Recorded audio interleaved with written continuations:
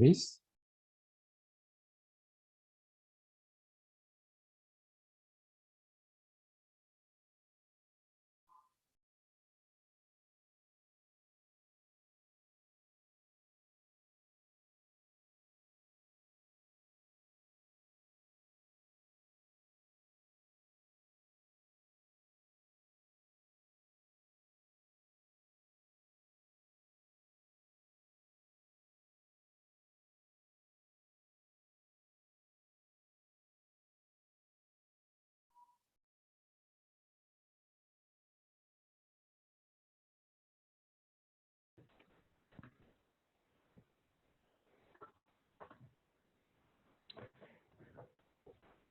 Welcome, everyone. Good afternoon. We'll take a few more seconds before starting the webinar.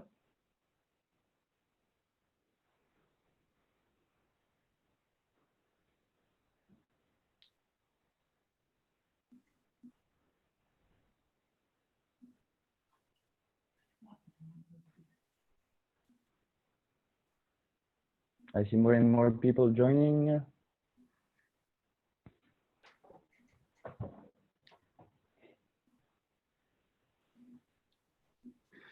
So I suggest to get started.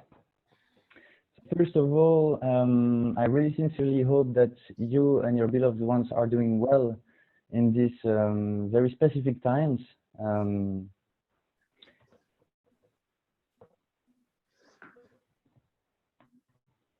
I will cut my camera to share my screen because I have a very not qualitative connections.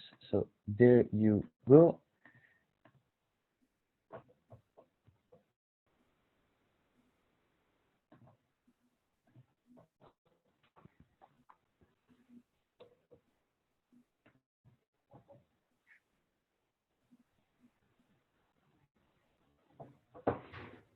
All right. So let's get started.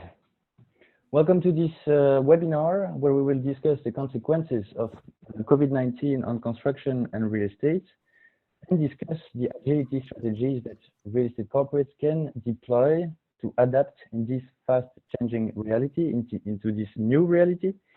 So for the ones who ask themselves, yes, I'm in my home office, and no, I'm not in pyjama. I have the pleasure to have Valentin Cogels, the CEO of Immoweb, joining us. Can you hear us? Yes, I can hear you. Can you hear me?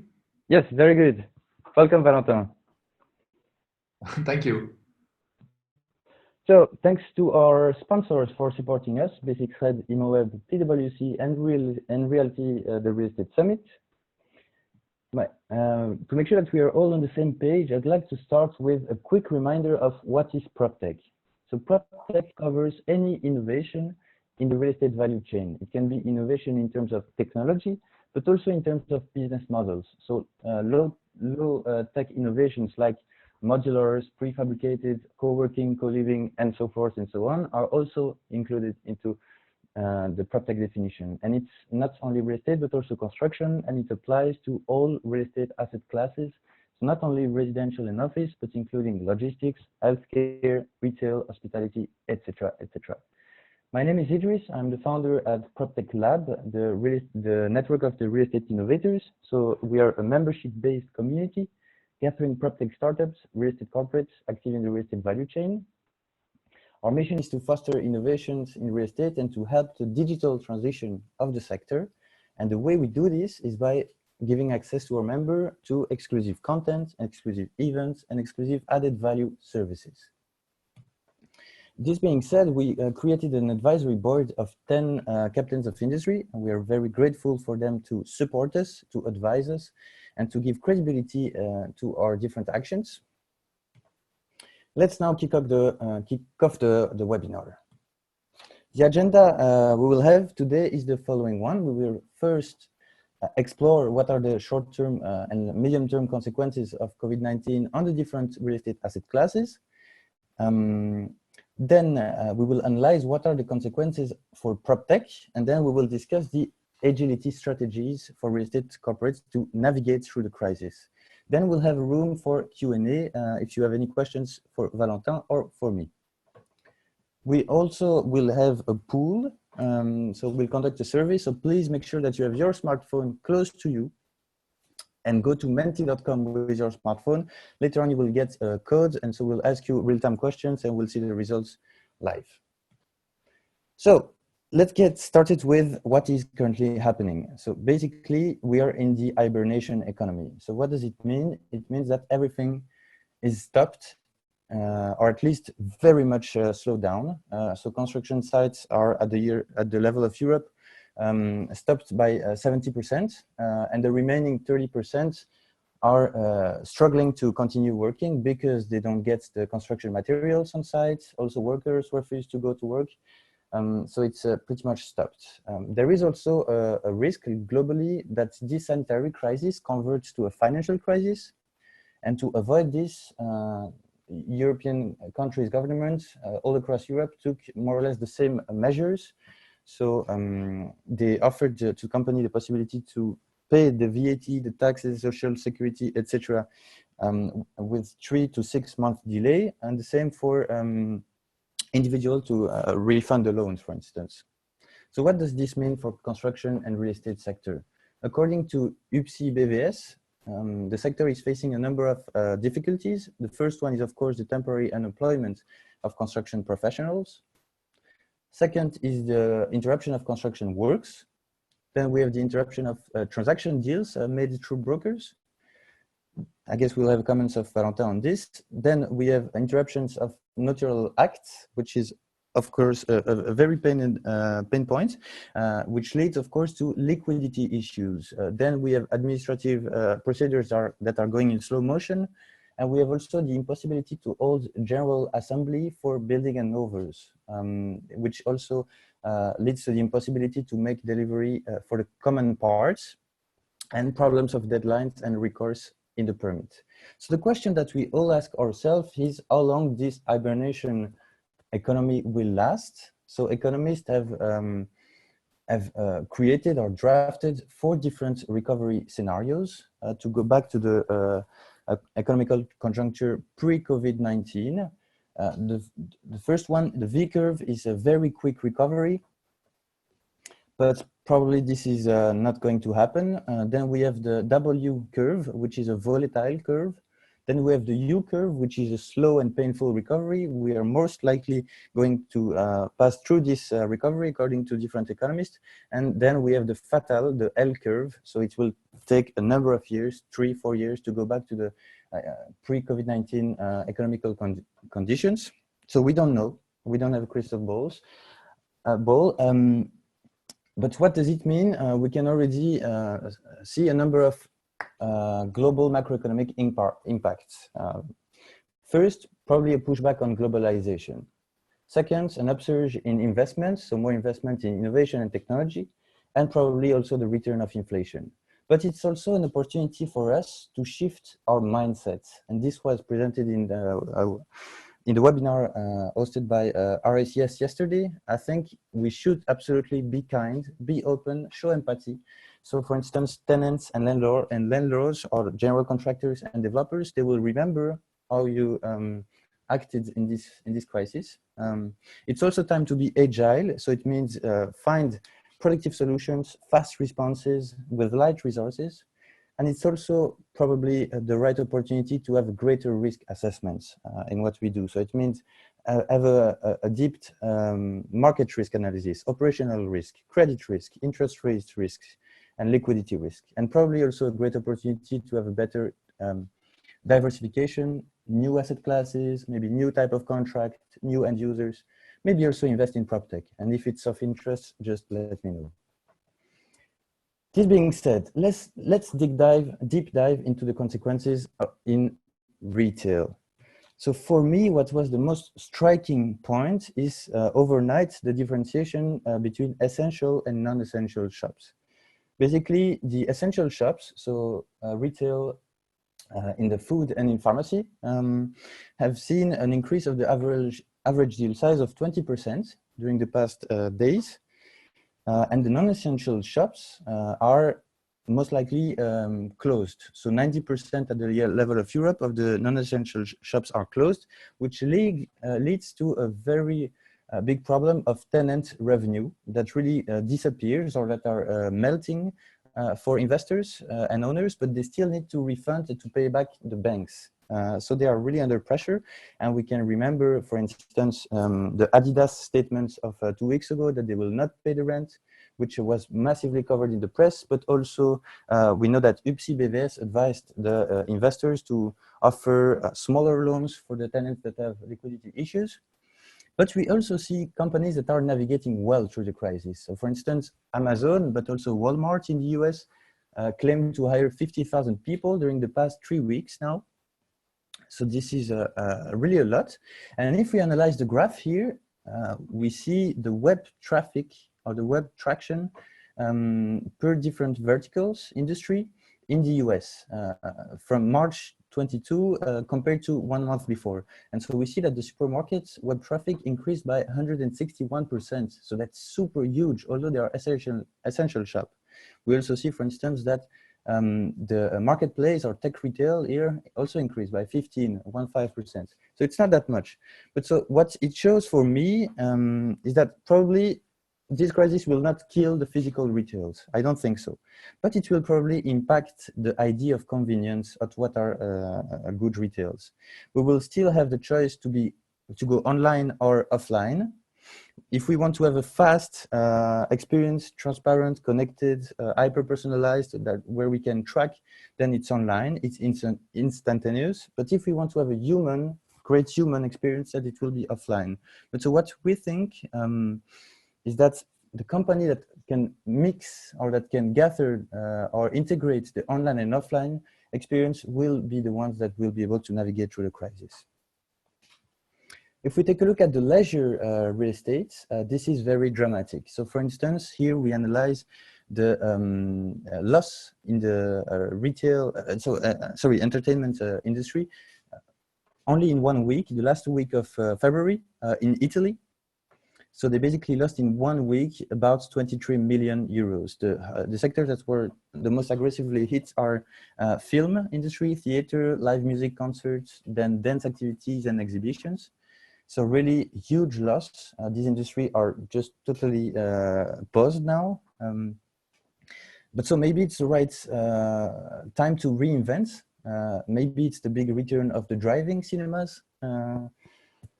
And also I need to ping Easy Fares, for instance, who recently repurposed the event venue into healthcare centers. So that's also a great reconversion. If you analyze what happens in the hospitality, it's actually pretty similar. So here we see the huge loss in revenue generated through Airbnb for owners. So the light gray is the revenue generated in 2020, dark gray is 2019. And we see a huge loss. And it's not only Airbnb, they were in the press yesterday, by the way, but it's all the hotels. It's not a surprise. So at the level of Europe, we analyzed, or we have received the numbers that 90%, there is a 90% decrease in the revenues per available room. So that's the metric hotels use. 90% decrease in revenues, that's huge. But nonetheless, there was a survey saying that more or less 60% of the hotels think that they will recover in the next 6 months. So it means at the end of the year. And 30% were thinking that they would recover in the next 3 months because they already have 70% of their rooms booked for the summer. So that's a very quick recovery. The conclusions of this survey was saying that local travels will recover very quicker. And the international travels or international hotel destinations, it could take up to 12 months to recover.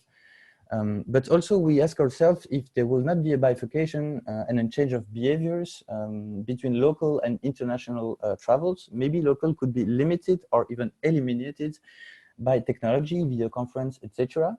And we would travel only if really needed. So the travel could be longer, greater, more qualitative. We don't know, we don't have a crystal ball. But we need to ping Accor Hotel and also Basics A Stay in Antwerp, for instance, to repurpose their hotels in healthcare centers as well. What happened in office is actually pretty striking. Basically, we see here the delta Q numbers. Basically, in France, almost all the hotels are closed. So, offices are closed. So, according to their numbers, only 5 to 10% of the buildings are still opened. So that's a huge vacancy rate.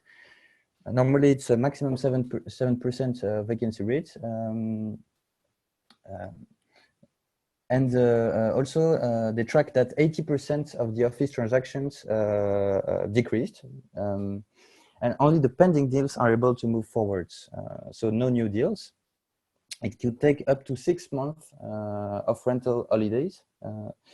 Very big amount for the investors, obviously. And I have searched an interesting UK survey saying that, in fact, 73% of the people now in lockdown think that they are more efficient when working from home. And 68% believe that they work more from home than when they would work in the office. So I would be curious to hear Valentin's comments on this after. And also 25% of the people answered that it would intrude their personal life balance, which is not a surprise. So here the big question is, after the crisis, will people go back to the office as before? Now that they see that they can be productive from their home. So I don't have a specific view on this. What I think is that the office will still be essential for sure, for a number of reasons. But in the same time, maybe maybe people will not go as much at the office as before. So maybe not every single day of the week. And probably the office will have to be more attractive to be able to keep on attracting companies and employees. I think about, for instance, the holistic wellness, meaning that the office should provide quality food, sport infrastructure to work out. They should be places where you can be more productive and healthier. If places can be this, I think then they will continue to attract company. It's also maybe a great time now to think about the repurposing opportunities. Maybe we could reconvert part of the real estate portfolio into last mile delivery hubs. We know that logistics is booming with the e-commerce. Maybe it's also a great opportunity to convert in cloud kitchens. So, or co-cooking or ghost kitchens areas. We know that food delivery is also booming. This is the end for my part. I'm now very happy to give the floor to Valentin. His tips.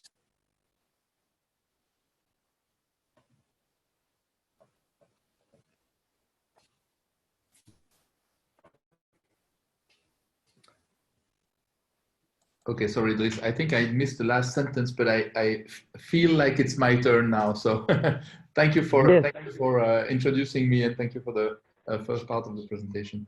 I need to to start sharing the screen now, which I will do in a second.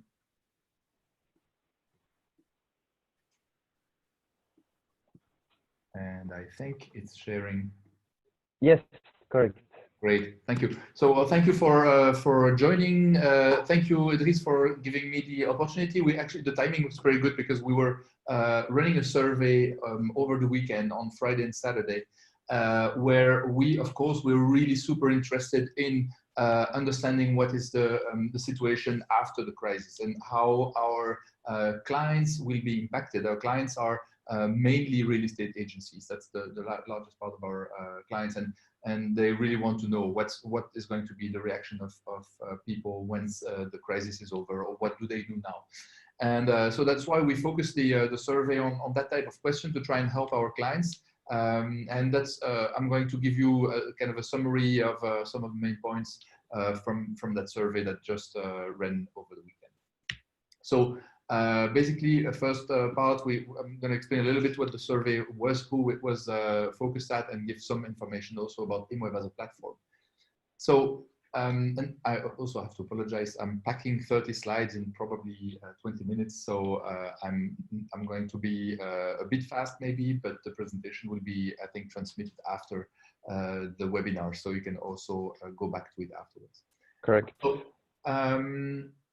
Belgians, we interviewed, well, I mean, we have the answers from almost 2,000 Belgians over 2 days, and mostly from users of Immoweb, because that's who we sent the questionnaires to via our emails, but also we posted it on social networks to have it not too balanced, not too geared towards the usual Immoweb users.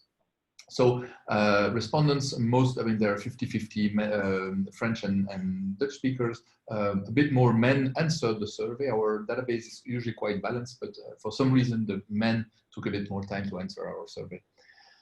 Traffic on Immoweb at the moment, if we look at the March numbers after the lockdown and before the lockdown, we do see, of course, a decrease of traffic.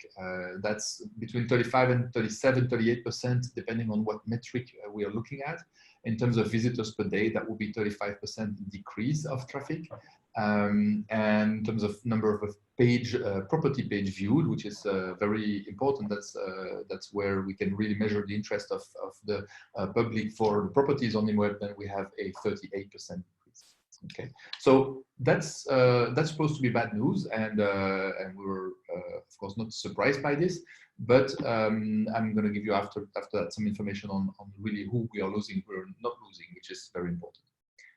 I think, I mean, just this is a slide from Mike Prete, which is analyzing usually the industry from an international perspective. I recommend his presentations and his site, and you can.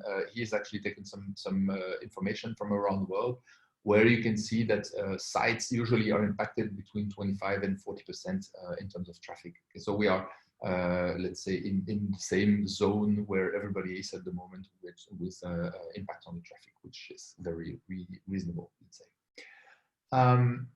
Some other figures from Immoweb is that people continue to make visits on our estimation tools, and and so they continue to ask for the value of their property in this time. And I must say that I'm not convinced that the reactiveness of our tool at the moment to estimate prices is going to give a very good answer in a time where uncertainty is the norm. So we have a team right now at Immoweb that's going to try and release a new version that's more reactive to that type of change for the coming 2 months, hopefully before the end of the crisis.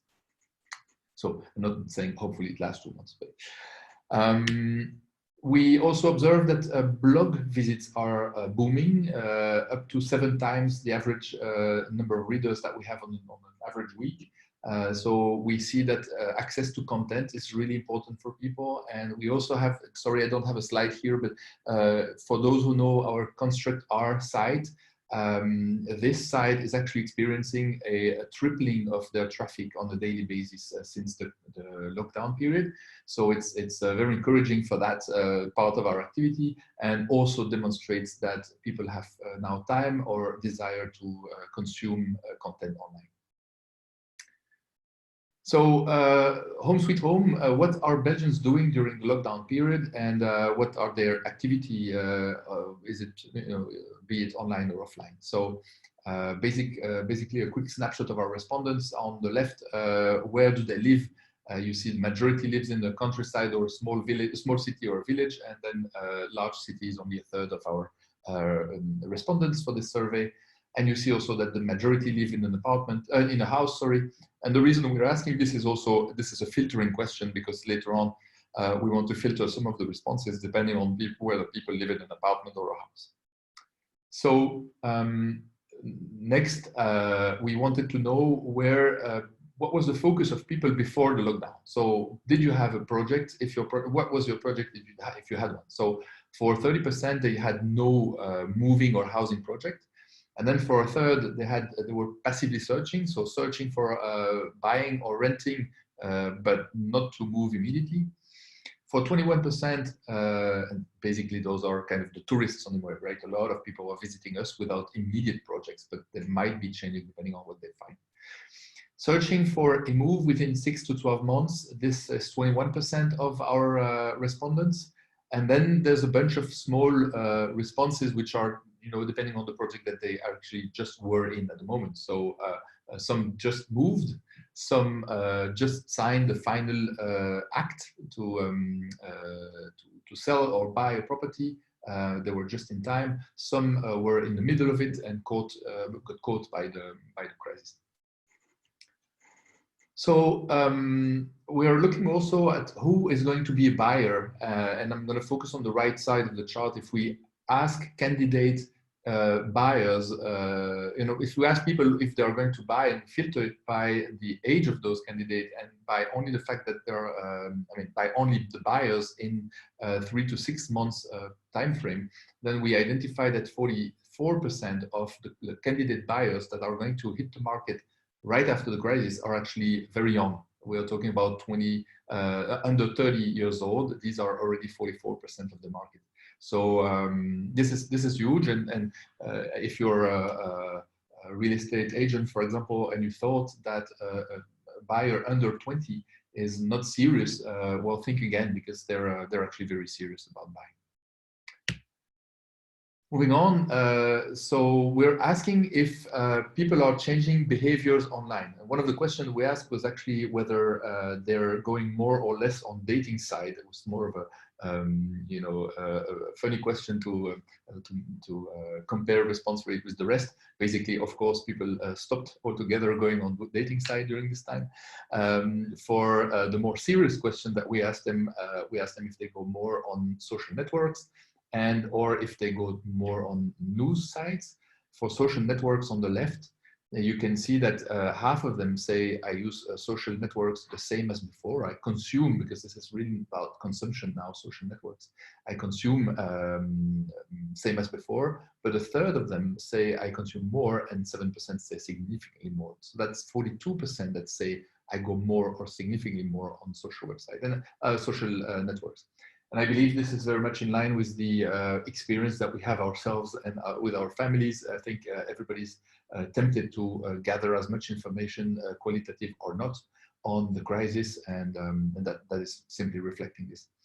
The slide on the right, the chart on the right, sorry, is asking about visits on news website, and this is even more. So if you look at the 59%, the combined more and significantly more, so that's 59% of respondents actually visit more news websites than before. So interesting. Also to be put in comparison with the consumption of real estate portals. We didn't ask about Immoweb, we asked in general about real estate portals. And the point here is to see when they spend more time on social networks or news, do they actually spend less time on portals? And the answer is yes. And as I showed it beforehand, yes, the portion of people who spend significantly less or less time on real estate portals, that is 37%. And only 45% use it the same as before, and only 28% use it actually more than before. So that probably corresponds to the figures we see in our surveys, in our analytics. What is also, or probably even more important, is if we filter those 1,635 responses to only the people who have a project within the 3 to 6 months, they are saying that they're actually maintaining their consumption of Immoweb type portals. So only 29% are doing the same as before, but then the number who do more and number who do less kind of balance out. A little bit more go a bit less, and a bit less go a bit more, but you could say that this probably balances out. And so for us, it's very reassuring, and we know that in any case, over 60% of traditional users have not reduced their habit, and that's very important, because that confirms that we have to maintain this activity very valid, very active, if we want to be ready for the relaunch after the crisis. The other question we asked them is, what do you do with this time that you may have on your hand? Some because they're not traveling to the office anymore and still working, some because they're simply not working anymore. And the answer is that for 13%, they're working on a project for home and garden improvement, so for the future. 33% were working really right now on their home or their garden. 16% are now getting inspired online for future improvements. And of course, we asked that question specifically because we want to understand why the traffic on construct art was growing so fast. And the rest is basically nothing or not applicable. What's interesting is to note that the survey was done on a beautiful Sunday and Friday, and it's likely that when Belgium becomes Belgium again, and it becomes to rain, starts to rain again, it's probably going to be a little bit more focused on something else than working in the garden. Mentalities on the move. Our gut feeling before launching the survey was people are probably changing some of their habits and consumption habits and beliefs. And so we wanted to measure some of that applied to digital consumption. So here you need to first look at the right side of this slide where we asked people, do you go more or less on e-commerce sites? And we see that it's more, let's say a little bit more visit more e-commerce websites than before, but the vast majority consumes about the same amount of e-commerce sites. And I think we're torn between two directions here, where some people say, yes, I can't go to the shops anymore because shops are closed, I need to consume, well, I'm going to go online. But some of them, I think, have either not want to consume right now because of this uncertainty, but also we know that consuming more online now also increases the risk because you have to have workers that actually work in warehouses or delivery, and that might be also putting them in danger. And I think there's a mix of all these feelings and attitudes that combine in this chart. Now, what is more clear is when we ask them, do you consume more locally when you consume? And when they do, when the answer is, well, for majority, same as before, but there is still quite a big number, it's 31% who consume more or significantly more locally on even when they're consuming on e-commerce. So we thought that's important, and you'll see the link with agencies later on. So the good news is after the crisis, they will go to a professional to sell their property. And we ask them, usually we ask people, what is your likelihood to contact an intermediary like an agency to sell your property? And usually it's more 50-50 between the private doing it directly without an intermediary and the ones that contact an agency. Here it's a bit more on the agency side, and I would say on the right side you see the filtering based on people who really have a project to sell in the 3 to 6 months, and for those it's even more clear that they're going to go to an agency to ask for help. Maybe with this last slide or third slide, it comes together. So we're also asking them if they want to work rather with a small independent agency or rather with a large agency member of network, and whatever they want to do in that spectrum.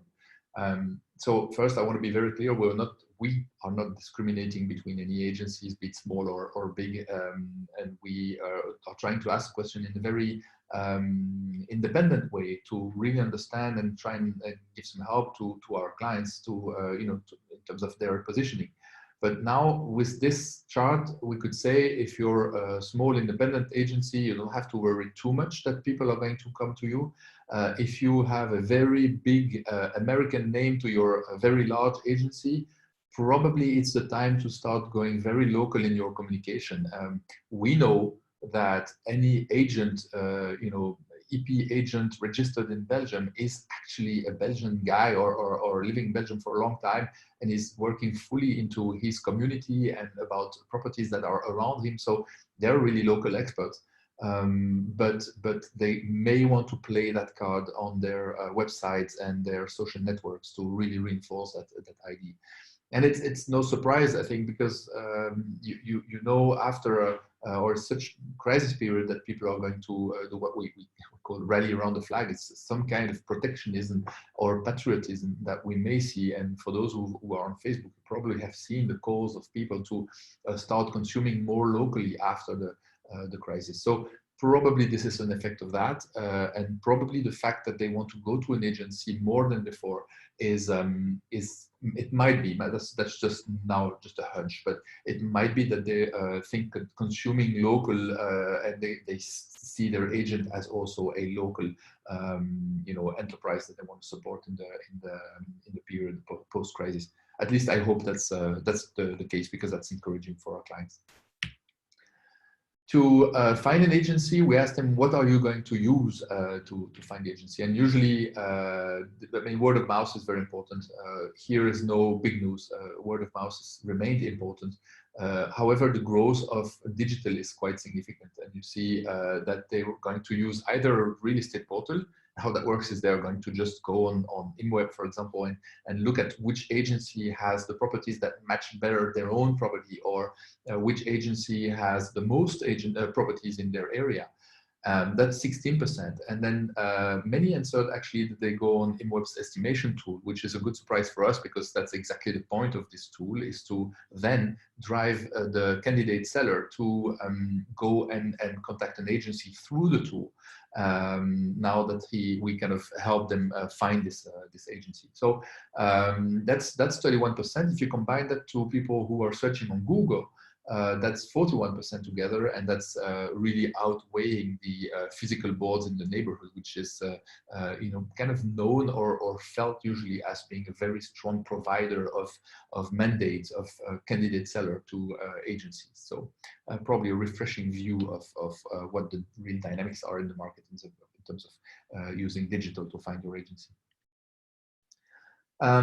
We asked them also a few questions about what kind of, how the crisis will change their views on what they really want to have as a property in the future. So one of the questions was, that's on the left, was, do you actually, are you going to look for a property that's closer to work or further from work? And we see, I mean, what's striking here is 87% don't care whether it's closer to work or further to work, or they're saying it's not going to change my decision. The crisis is not going to change my decision. So maybe the fact that they think they can work more from home after the crisis than before makes it less relevant as a question. But even if not so relevant for them, I thought it was actually interesting that it's not irrelevant. What is a little bit more relevant is the size of the house. And if you're living in an apartment in the city right now with your children, you probably have some desires for a larger property to live in. So for the general public, for the general respondents, it made little change. And the people who want to live in a larger place actually kind of balance out the ones that want to live in a smaller place. But if we filter this, and what we've done, you see in the brackets, if you ask people who currently live in the confinement, in the lockdown, in an apartment, then you will see that 31% of them really would like to go for a larger property the next time they look in the market. So what is very clear, though, is that those people who live in an apartment, that's the one on the right, that for 44% of them, it is going to be more important in their selection that there is a garden in the property. So it's a new criteria that's apparently becoming more important after the crisis. So preparing the after COVID, the question first is, yes, but when does it stop? Of course, we don't have a crystal ball either, Idriss, but we are going to, we've asked the people what they think. It's going to be the impact on price and what type of homes or projects come back on the market when. So first we asked the confidence in when is the lockdown period going to be over. We didn't give more details about it. It's more about general feeling. And we can say that 2/3 of Belgians are confident that the lockdown measures will be lifted in a way or another by the end of May. Okay, so rather confident for end of May. Of course, there's some of them who are not. And it's interesting to note, usually in our surveys, we have differences between the French-speaking part of the country and the Finnish-speaking part of the country, mostly because the media are also very different between the two, and politicians are very different. So, but in the end, it's for once, we have the same figure, 68%, that's within 0.1% between the different regions. So I think it was worth noting. Where it is different is in terms of age. So there is a negative correlation between confidence and age. And so the younger you are, the more chance there is that you are going to, that you are thinking that we can be out of the crisis by end of May. And the older you are, the more chance there is, the less chance there is that you believe that we're going to be soon out of the crisis. Okay. So pressure on price is certainly very important, and the anticipation of pressure on price is very important, because that's usually that same anticipation that can actually create the problem itself. So we're trying to be very neutral in this, because we don't want to alert and start saying, yes, there will be a big problem on pricing, because that might actually create the problem, but we wanted to ask the question in a very independent way. So first we asked, what if, and that's the left part of the presentation of the chart, what if we, what is going to happen to the value of your property if you have a property? And the answer is, yeah, 28% limited decrease, 8% strong decrease, that's 36%. So a third think there is going to be a decrease, and the 35% think there's going to be no change. Right? Of course, only 11% think there will be an increase. Still, 11% thinking that. That's for me, that's quite bold. If we, however, focus on the next question, which is in general, not about your property, but in general, our price is going to increase, decrease, and that's interesting that they usually think their own property is not going to be impacted, but in general, they do think that the market is going to be impacted by 52% think that the decrease will be either limited or strong, and only 27% think there will be no change. So we do anticipate some pressure on the prices at the end of the crisis because of this. We hope it's not going to be too much, and we hope it's not going to be starting to to create a scenario where people, because they think it's going to go down, actually don't transact. That would be the worst case scenario for everybody. So we're also asked, sorry for the typo in the title, we also asked whether the getting a loan would be more or less difficult, and not surprisingly, the majority thinks it's going to be more difficult or much more difficult to get a loan. So we do hope that the banks will take the necessary measures in terms of letting people borrow from them. But we also are a bit fearing that the personal financial situation of many of the candidates buyers will be very affected, and for sure the provisions of the forecast of unemployment are not really reassuring, and so this might really not be a problem of banks, but it might be a problem of individuals with their change in their personal situation that might affect their chance to actually get a loan. When are they back on the market? Yeah, because we asked them when they think the crisis will be over. Now we ask them, depending on what project they have, whether they're going to be quick on the market.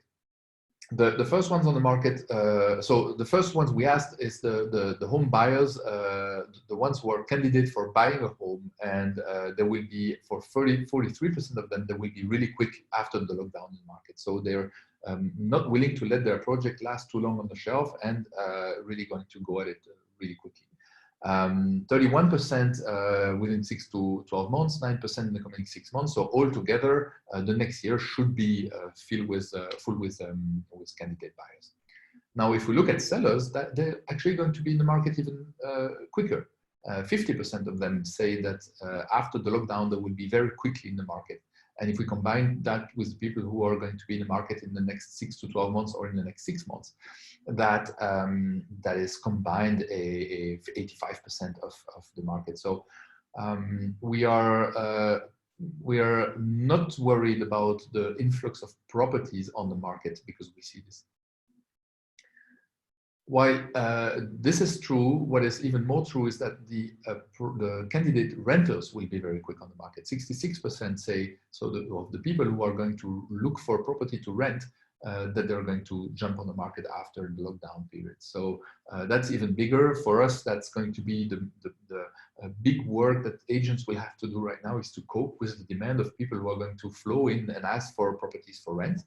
And it might be that the offer is not at the level at that time. So it might be actually putting some upwards pressure on the rent price for short term.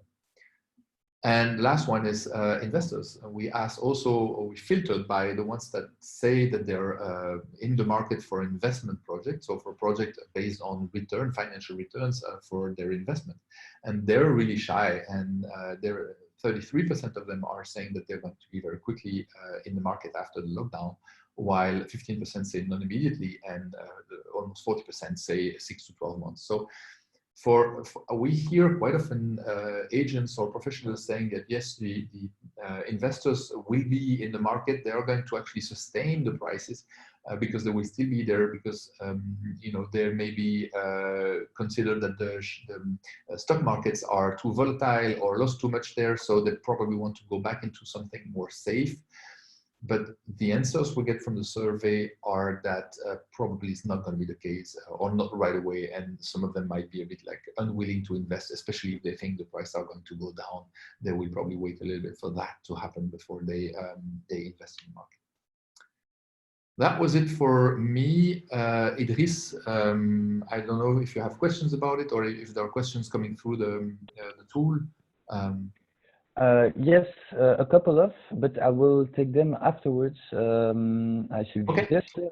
I will now go on into the impact of COVID-19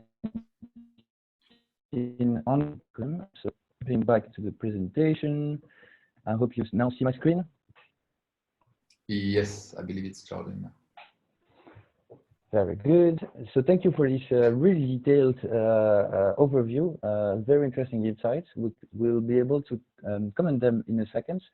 So when it comes to the consequences for PropTech in general, we basically asked our members, what are our startup members, how do they face the current situation? And so we took some of the details here. Of course, we couldn't name all the startups, but we have equal love, and we try to provide equal exposure to all the startups.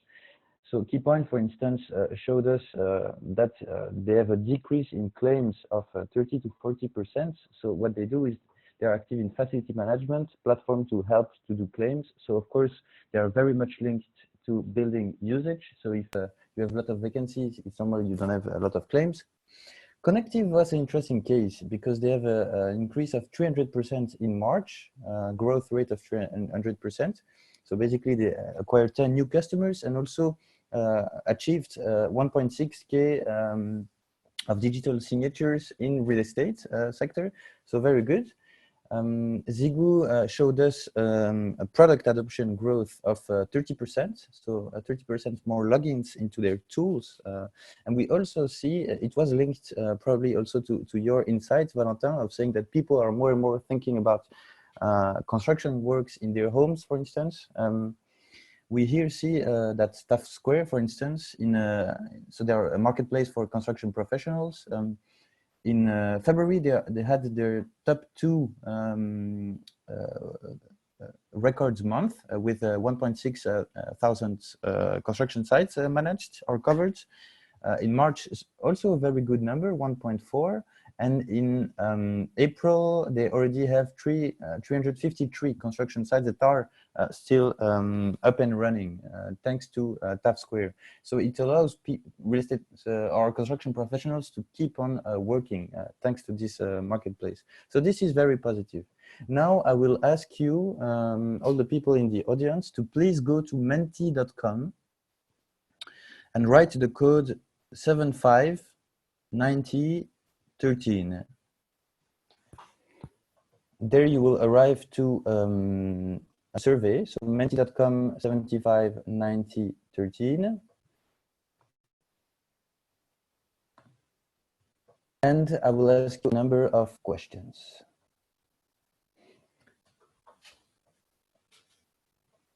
So first, what is, according to you, the possibility to close a PropTech investment round now? Okay.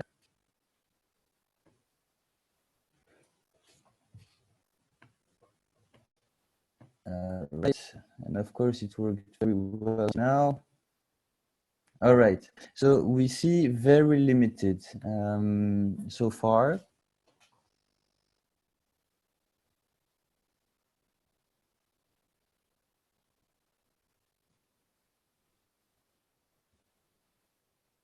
Interesting. Okay, let's go. The trend seems pretty clear. Majority think it's harder, very limited. So I guess this is enough to see the trends in the response. If we go to the second question, which is already answered by a number of people, I see. So what is the change in valuation now vs pre-corona for the PropTech startups?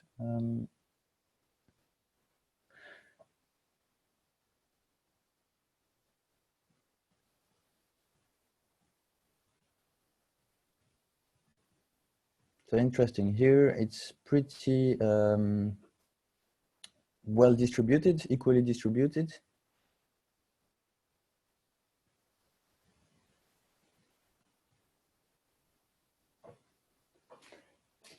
All right, so majority think it could be like before. Now for the last question for the especially for the PropTech startups here.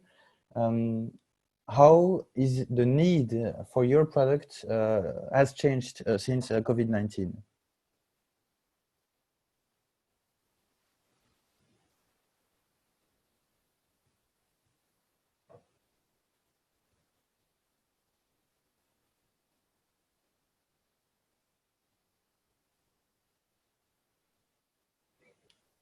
All right, luckily majority is like before or increased so far.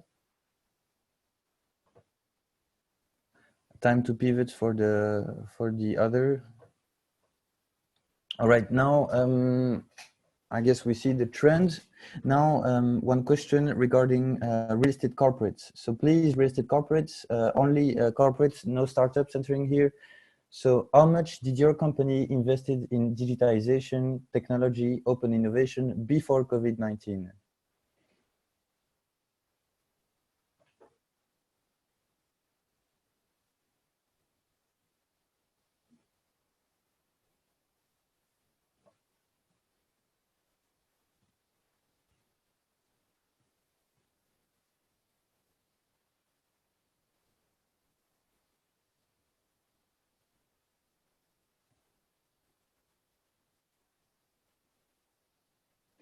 Interesting.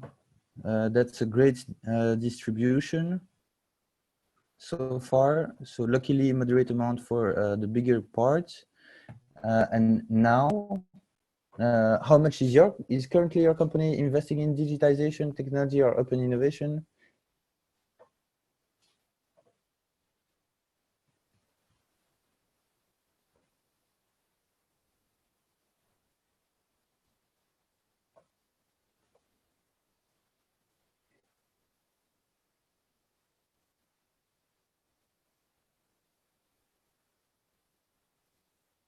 That's looking better. Okay, so increasing.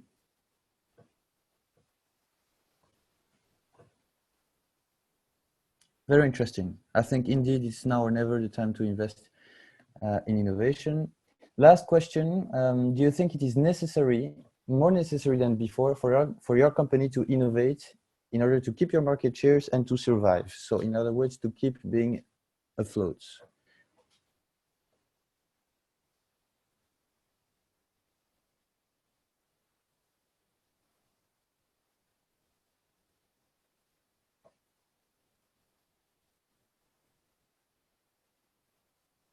This is very positive. All right, we got the trends, very interesting. Okay, to go back to the script.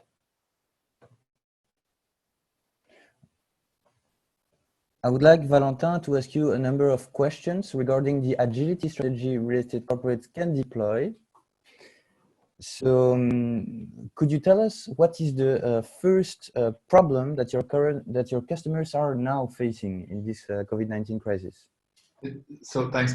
It's never been more clear what the problem is, I think, for our clients. Usually, you know, we have a lot of clients and they have specific problems. Some are doing this, some doing that. They're asking this or that, and it's very blurry. At this moment, it's very specific. Our clients, agencies, individuals, notaries, whoever wants to make a visit, to organize a visit, to sell a property, or to go and estimate a property, to have a mandate, they cannot do it. It's illegal to make a visit in a property. So basically, our agencies, client, for example, have lost, depending on what they do. Some of them do like managing of properties, so they can continue to have some revenue, but the vast majority have lost the vast majority of their revenue at the moment. So yeah, it's a difficult situation for our clients. And what is the first thing that you have done when you heard about the lockdown situation for Immoweb? So, and actually at Immoweb, we started to act before we heard about the lockdown. A few days before, most of our employees were already starting to work from home. Every time there was a little suspicion or any people who were traveling, we were taking already some measures, the no kiss measure in the office and that type of stuff. We actually bought already mid-February, we bought, I think it was 500 masks. Really? In case we had needs of masks. In the end, we ended up giving them to Saint-Louis Hospital for the children emergency. But we prefer to be safe than sorry. Excellent. Yeah. And in terms of the workforce, did you reorganize the workforce in any way? Did you deploy new tools or new process to boost productivity? So I shouldn't say that, but I know actually that a few of my colleagues have joined this conference, so maybe it's a good time for me to say hi. But we didn't have to reorganize the work; they kind of reorganized themselves. We were lucky that for a while we had policy that was quite open on work from home. There was I think close to 100% equipment level of laptop computers. So apart from some, maybe acceleration for distribution of some communication tools and so on. So yes, our IT infrastructure team did have more tickets and did have to manage some more situations, but in fact, they manage themselves. All right. All right. And also how to prepare for the relaunch. Well, that's a very important question. First, we have to work on how quick the relaunch will be. And we are lobbying as much as we can to make sure that if there is, if some measures are removed, if we're trying to deconfine the Belgian economy, we think that real estate is not a bad place to start. I'm not saying you should do it right now. That's the experts to say, not me. But if we do, real estate is a good place to start because you could really perfectly relaunch this activity by taking a lot of measures, by training real estate agents, for example, for health and safety measures, by asking them to wear some equipment or to limit the number of people who make the visits. But they should really be able to operate in a very undangerous way, just like some supermarkets are operating right now. So, and if we do this, it's actually very good for the economy because you need rotation of liquidity. And you need money to circulate. And if you start, if you block housing projects for too long, then it's a lot of money that doesn't circulate. And especially then you have the works and the renovation and then insulation.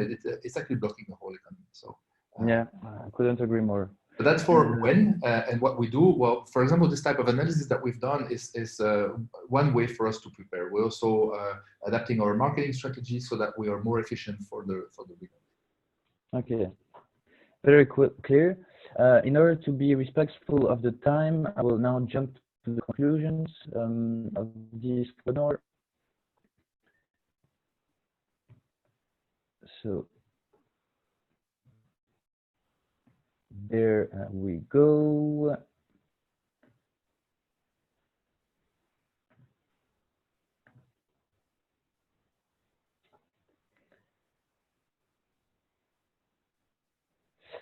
So on our side, what we think is that it's now time for collaboration. You basically have two segments in the industry. You have on the one side the PropTech startups, context startups that are very agile, that are able to adapt very quickly to the situation, develop new features, develop new tools, etc., but have a short-term liquidity issue.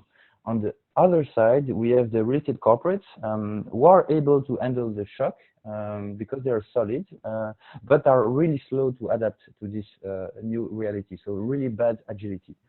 So what we think is that it's time really to create a virtuous loop, virtuous circle, and that's what we try to do here at PropTech Lab. We are more driven than ever to really help the startups to work with the corporates because they need it for their revenue, and to help the corporates to work with the startups because they needed to optimize their tools, optimize their processes, create new products to meet the customer and the new needs of the customers.